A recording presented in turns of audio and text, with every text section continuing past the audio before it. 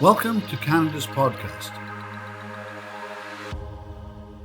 Hi everybody, I'm Phil Bliss, founder and CEO of Canada's podcast, coming to you today from Toronto. Today we're going to meet Purya Sarmadi, who's a healthcare professional with an accomplished background in healthcare technology. He's a health informatics and analytics professional that has become an entrepreneur. Purya is co-founder and CEO at MedMe Health, where they are building the operating system for pharmacies of the future, shifting today's dispensaries to tomorrow's community healthcare hubs. Pharmacies are in the community. 90% of North Americans live within 5 miles of a pharmacy, and primary care is in crisis with chronic diseases on the increase. And so that's why MedMe was started.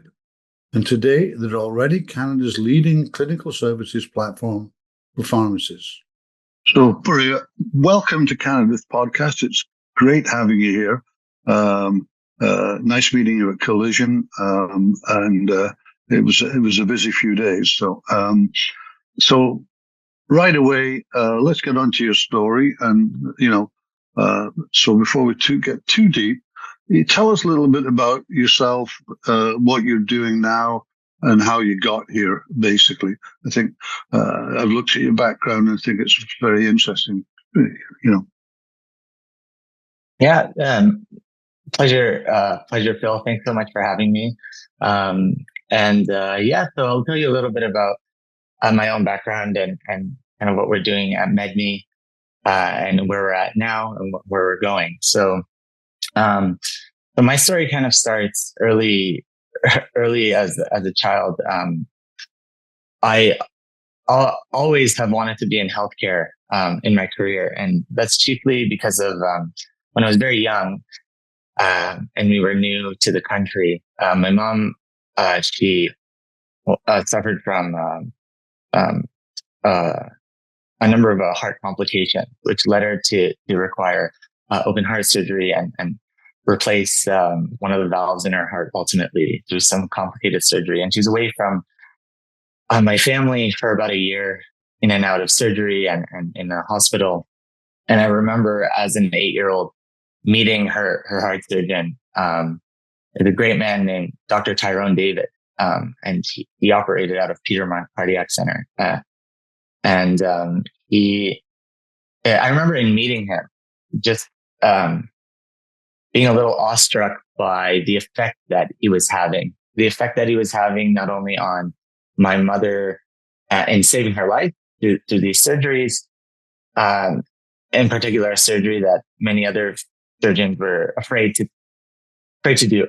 The risk was high. But I remember meeting him and being awestruck by the effect he had not only in saving her life, but moreover, the rippling effect of that on the people that relied on her. And so at that time, I really thought, what a way to live a life is to make impact of this magnitude. And so I really wanted to be a surgeon growing up, actually. But once I got to university age, at that point, I started learning more about what the journey to medical school would be like. I also don't have the steadiest of hands, and I started learning that as I became an adult. And so I realized around that time that, well, due to the steadiness of my hand and in talking to some of my cousins who were already physicians, that journey might be more difficult than I had thought to specifically become a surgeon. And I figured if I wasn't going to become a surgeon, did I want to become a patient-facing physician to make that sort of impact? And I in that time also had a lot of interest in computer science. So I was doing a lot of computer science and work with technology as well. And my undergrad was in medical sciences, as well as taking a number of computer science courses. And ultimately that kind of propelled me to take an internship at a pharma company, where I did a number of technology projects. And then going back to school, I realized, okay, I'm going to kind of take this on a little further. And that prompted me to apply for my master's degree, which is health informatics at the University of Toronto. And, throughout my career thereafter, I had the opportunity to work in hospital innovation at one of the hospital networks in the GTA. I worked in app development at the Center for Global eHealth at the time in UHN. And then I worked as a management consultant, largely for data analytics and strategy, specifically on healthcare projects. And after my consulting career, I worked directly for the government, particularly working with surgical data for the province of Ontario, wait times and efficiency. And that also gave me time to start ideating through ideas back at my alma mater. So I went back to an incubator at U of T, and in the evenings, I was kind of thinking through ideas. And as I was thinking through ideas around 2018, I started noticing some things about this market, this pharmacy market. There was an interesting observation that I had where at that time, the market cap of Rite Aid was the same as the venture valuation for a direct-to-consumer pharmacy brand known as Hims and Hers, where they were doing direct-to-consumer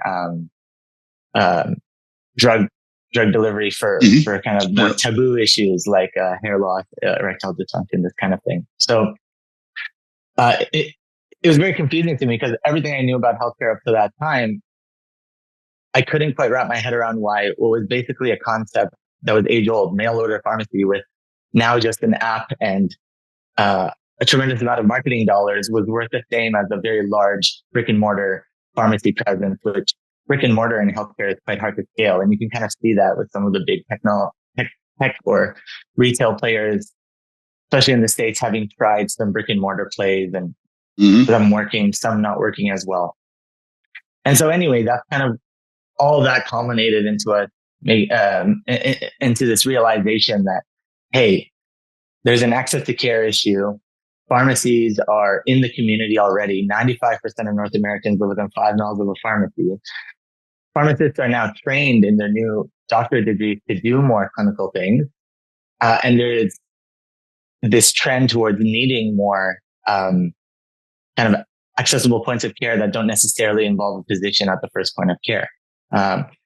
And so I asked myself, what's stopping these pharmacy locations from being more like these healthcare hubs that could be first access points for healthcare in the community? And it turned out to be largely a workflow, software, and physical space issue. Everything had been optimized over a number of decades towards retail drug dispensing, and not this kind of care model that was emerging. And moreover, how these healthcare hubs could interact with the modern patient journey, a patient journey that's increasingly becoming more consumer driven.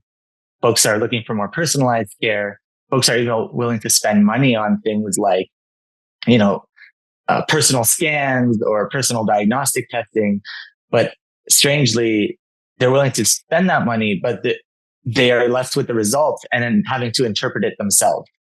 And when interpreting it themselves, this is kind of meaningless to many folks, even though they have that will to want to invest in their own health and know more about it. And all of this together kind of culminated in me thinking about, well, pharmacies are there. They're trained. They're willing to maybe look at your A1C levels at a frequency that maybe a physician might not as frequently be able to look at your A1C levels. And, here's an opportunity for us to kind of empower these pharmacies as these healthcare hub locations to interface with the modern patient journey at a time when primary care is in a crisis and chronic disease is increasing. And so that's kind of why we started MedMe. And fast forward to today, we are Canada's leading clinical services platform for pharmacies. We've been used by about 4,000 pharmacies across the country.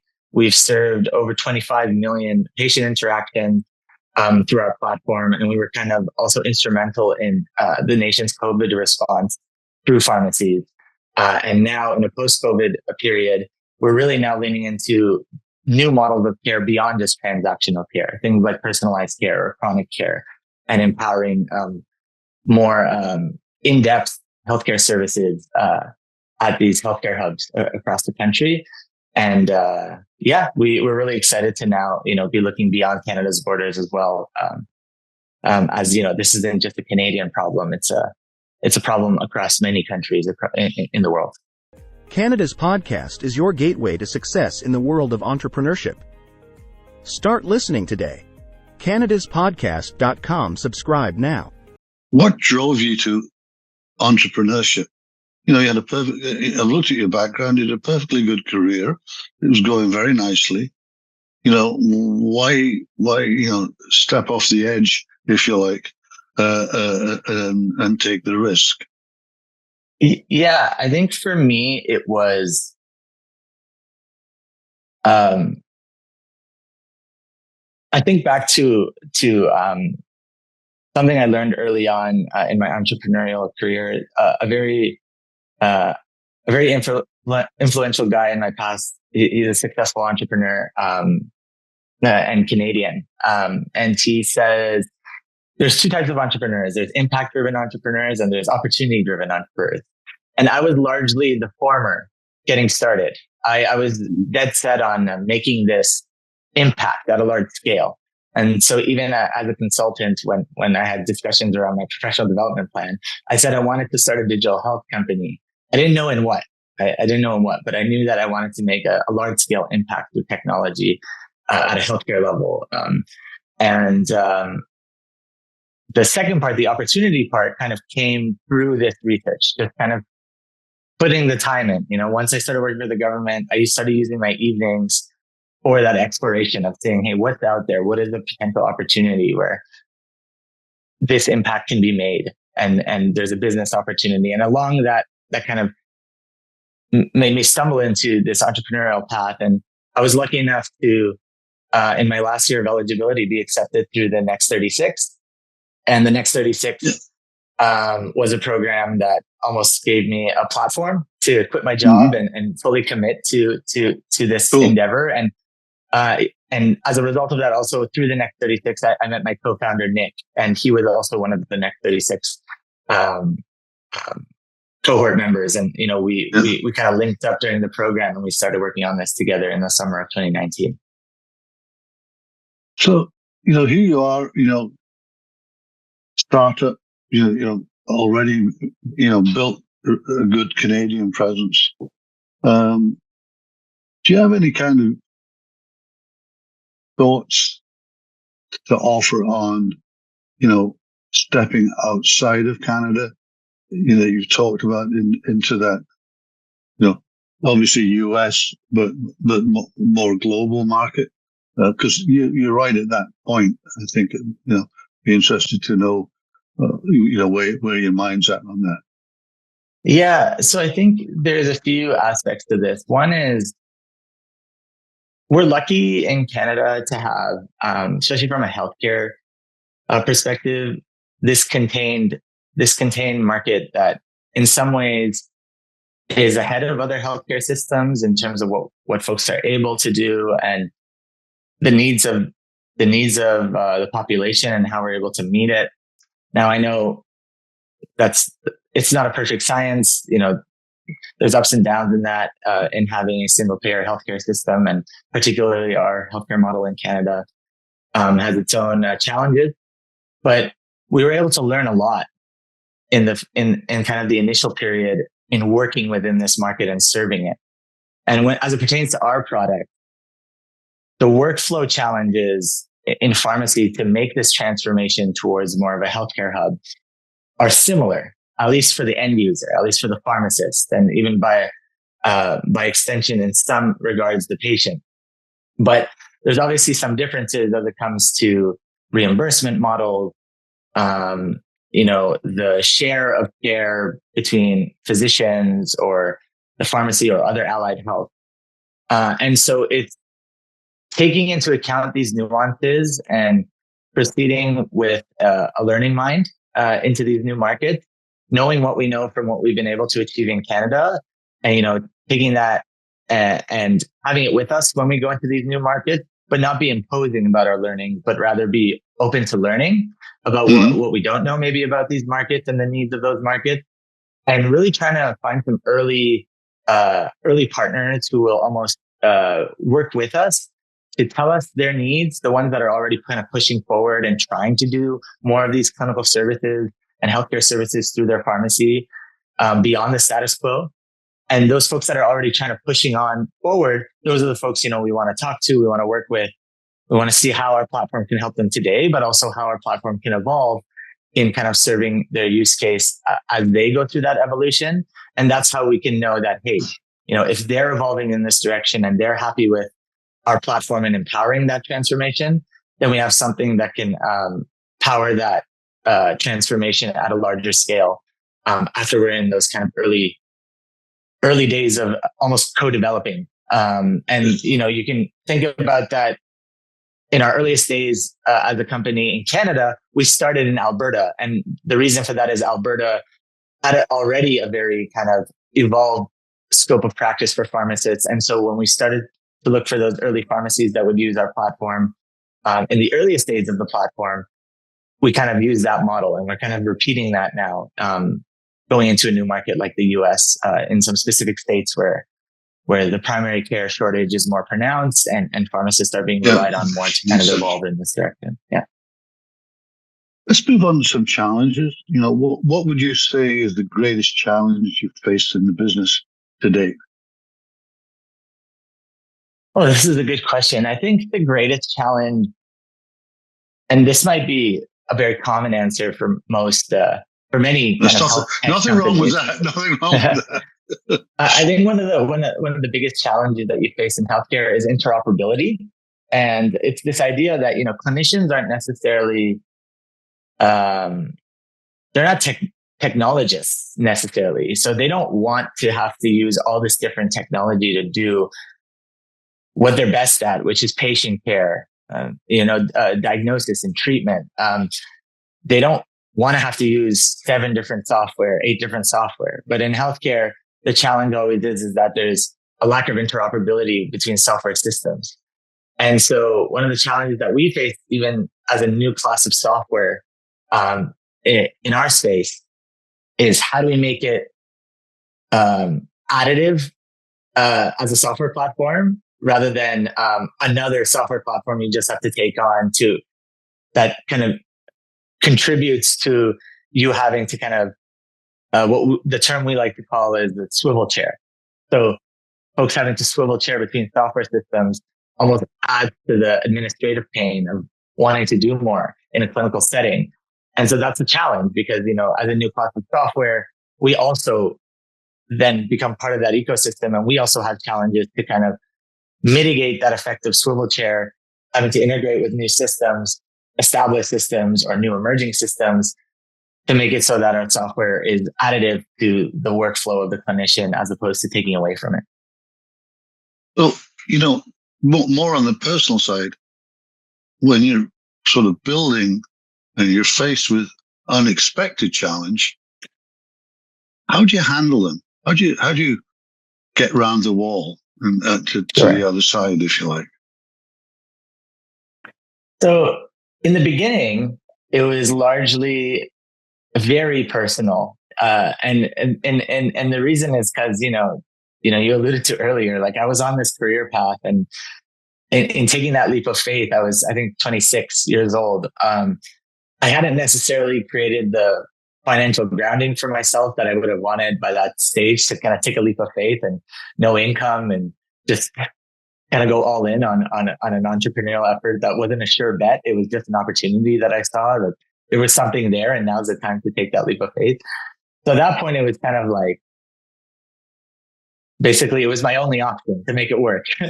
But as I've gone through the journey with my team, I think when we look beyond where we're at now and we aspire to grow further in our journey to new stages as a unit, we think about all the things that we've done in the past, all the hurdles we've gone beyond, and all the unlikely scenarios that we were able to kind of get ourselves out of. And oftentimes when we look forward, the uncertainty phases us less. Obviously, it's much more considerable. We do a lot of more deep thinking about it.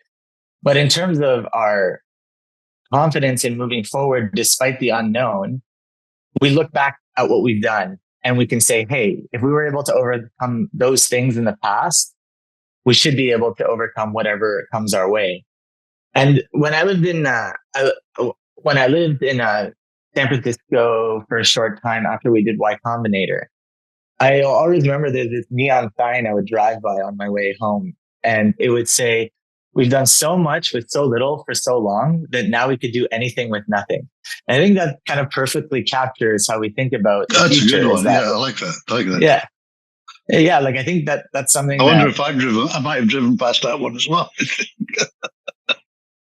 Absolutely. I think it really captures, how we think about this is that, like if we want to do what's in our mind, what our North Star is, and make this systemic healthcare impact on millions of lives internationally, the only way we're going to do that is to look back on our past successes and the past tribulations that we've overcome and be confident that, whatever is in this path for us on this journey towards the destination that we're aiming for, we're ready and we're equipped to kind of overcome it. And that's how we think about it.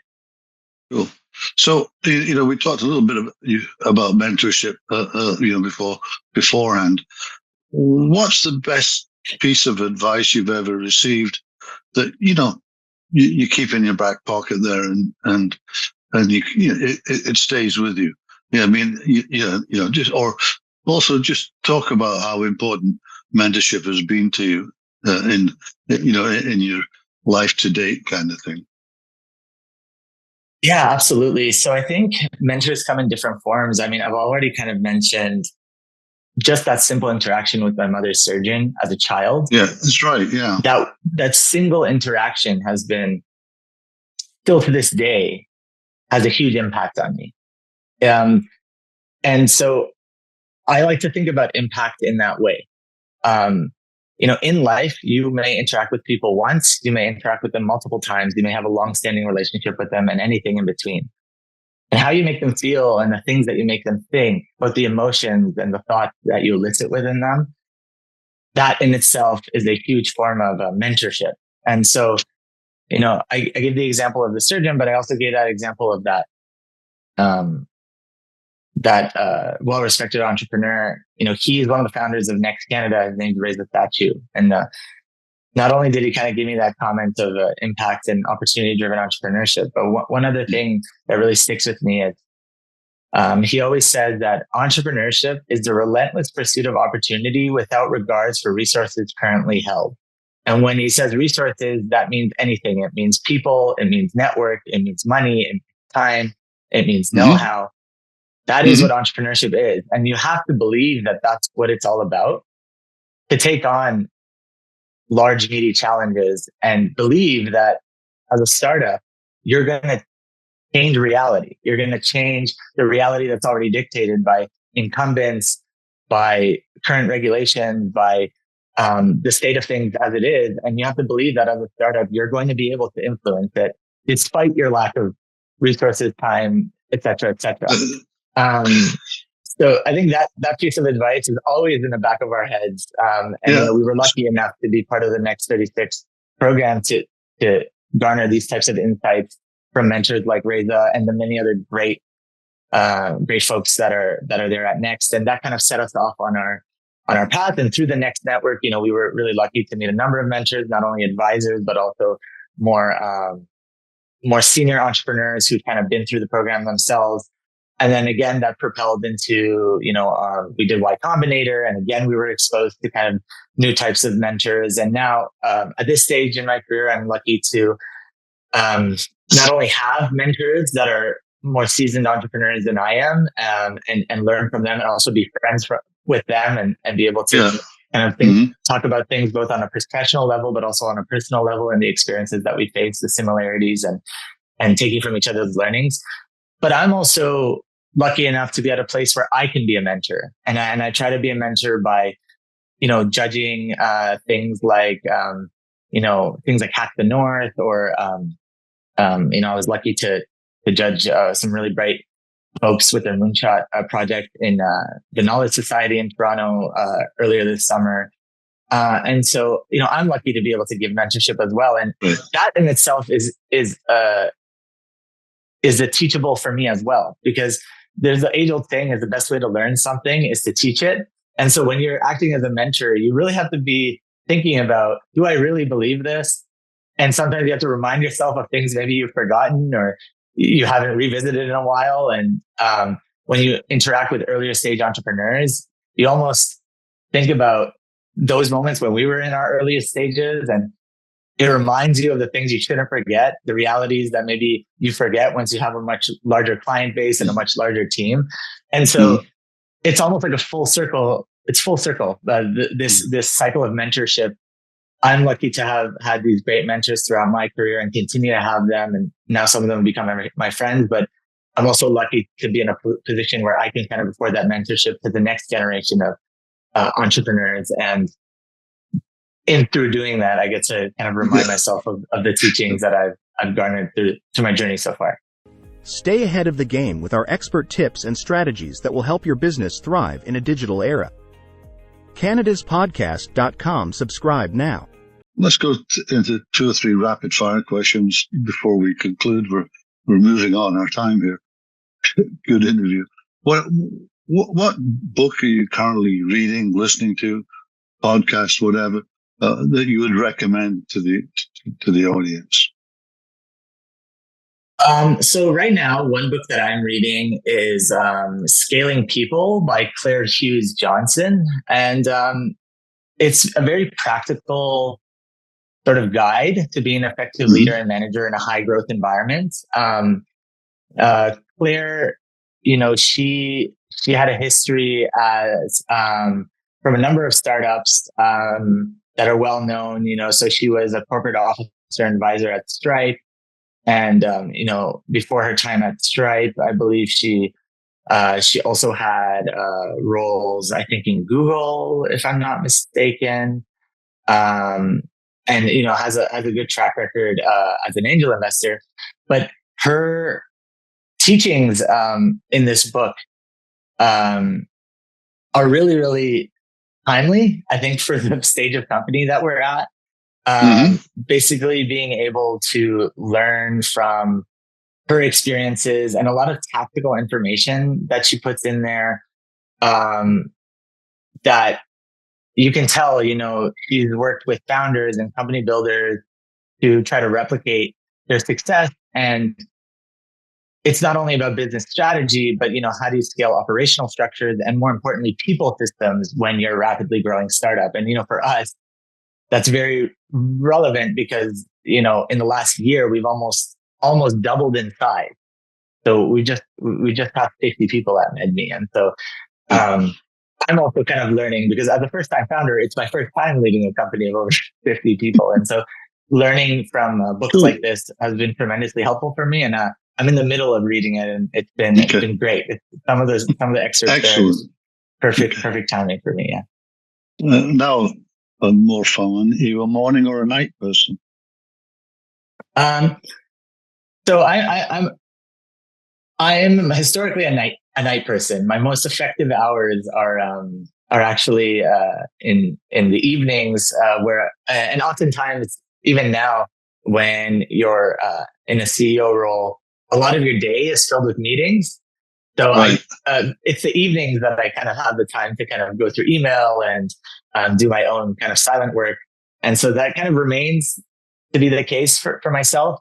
But I have kind of questioned my own reality. Like, I think sometimes you have your own pre-assumptions about yourself based on the history. But as you look to kind of push your own boundaries and push the boundaries of your company, you also have to challenge yourself with like, hey, the things I think about myself, are those actually true? And do they need to be true? And so one thing I have started to do is wake up a lot earlier, try to sleep sooner, get more sleep, and do something, more productive during the day. And so like during the start of the day, as opposed to kind of backloading everything in the evening.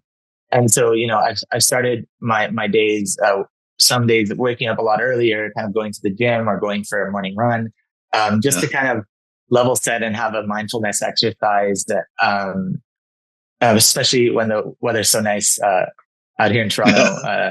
the one thing we have is beautiful summers. So trying to take advantage of that. And it really does have a positive impact, but it also constantly challenging yourself to reimagine yourself as a person. Mm-hmm. And so I'd like to say now that I'm a little bit of both. I'm sometimes a nighttime person and sometimes a morning person. Whereas if you had asked me this maybe like 5-6 years ago, I would have said I'm a night owl through and through. If you had to pick one word to describe yourself, what would it be and why would you choose that? I think that it would be curious. I think I always want to question, do things need to be the way that they are? I think one of the lucky things that I think we're very well positioned to do as a company now is actually influence the reality of how healthcare access is thought of, not only here in Canada, but soon in new jurisdictions. And I think that we want to create a new status quo. We want to question the status quo. And we want to be part of that new reality. And even being a startup, I think that's some might say that's really ambitious, or, that might be unlikely. Like, how are you going to do that? And you're not going to do it alone. There's an ecosystem. There's different headwinds that go. But the reason I define myself as curious is kind of the top is I always want to ask, what if? What if we do this differently? What if things were this way? And, what can we do to nudge that forward? And anything we can do to influence that, I think, in a positive direction is a great thing that we can do. And I think we can be very proud of the company that we have been a big part of the transformation that's kind of now ongoing here in Canada. And we're excited to do that kind of beyond our borders. What's keeping you up at night? Oh, I mean, I think sometimes one thing that I think about, there's a time that I burnt out pretty bad a few years ago on this journey. And I burnt out so bad that I had this really big realization at the time that, man, if I'm not taking care of myself, if I'm not taking care of Purya, how is Purya going to take care of 50 plus employees and,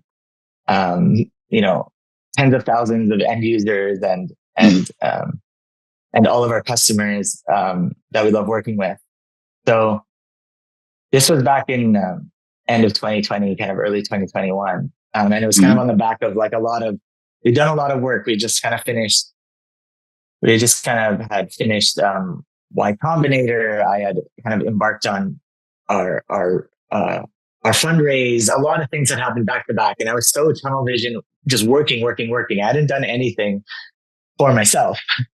And I reached this kind of burnout point where I actually, I took a week off, and my co-founders kind of held things down for a week. And then I came back to work and I promised myself I would never burn out like that again. And so, I wouldn't say this is like keeping me up at night. In fact, I try to make it something that's not keeping me up at night, but I do want to hold myself extremely accountable to never putting myself in a position to burn out like that.